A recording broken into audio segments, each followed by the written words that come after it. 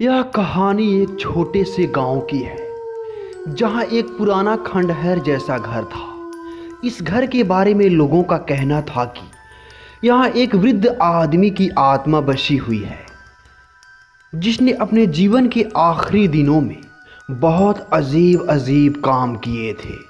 कहते थे कि वह आदमी अकेला रहता था और बहुत गुस्से में रहता था। गांव वाले उसका नाम तक नहीं जानते थे, बस इतना जानते थे कि उसकी आंखों में एक खौफ था जो किसी को भी डरावना लगता था। एक दिन एक युवक अर्जुन जो शहर से आया था इस घर के बारे में सुनकर बहुत उत्सुक हो गया। उसे डर नहीं आता था और उसे किसी रहस्य को सुलझाने का शौक था।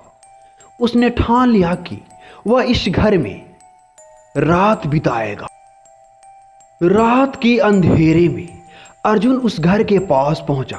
घर के भीतर एक अजीब सी खामोशी थी, जैसे हर चीज चुप थी, लेकिन फिर भी कुछ ऐसा था जो उसे घेर रहा था। जैसे ही वह घर के भीतर दाखिल हुआ, उसे किसी के हल्के कदमों की आवाज सुनाई दी। उसने पलटकर देखा, लेकिन वहां कोई नहीं था। घर की दीवारों पर पुराने खून के धब्बे थे और अजीब सा गंध था जो उसे और भी ज्यादा डराने लगा। अर्जुन ने एक कमरे में प्रवेश किया और अचानक कमरे का दरवाजा बंद हो गया।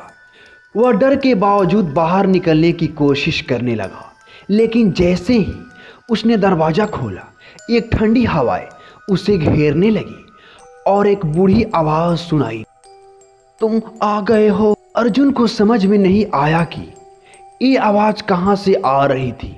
वह कमरे में चारों ओर देख रहा था जब अचानक सामने दीवार पर एक बूढ़े आदमी की अजीब सी छाया दिखाई दी।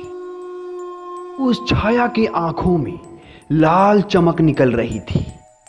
अर्जुन घबराया, लेकिन उसने साहस दिखाया और एक पुरानी किताब का पन्ना पलटते हुए उसे पढ़ने लगा। किताब में लिखा था कि इस घर की आत्मा उस वृद्ध व्यक्ति की है जो अपनी मृत्यु के बाद कभी शांति नहीं पा सका था।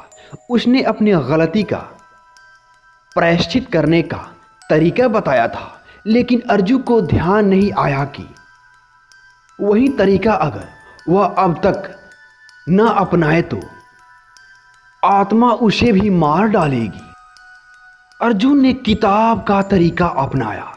जैसे ही उसने अंतिम शब्द पढ़े, अचानक घर की चुप्पी टूट गई। वृद्ध आदमी की छाया गायब हो गई और सब कुछ शांत हो गया।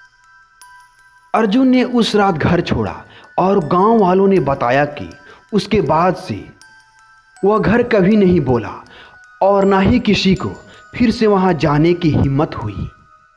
वह घर अब खामोश था और शायद उस पुराने आदमी की आत्मा को शांति मिल चुकी थी।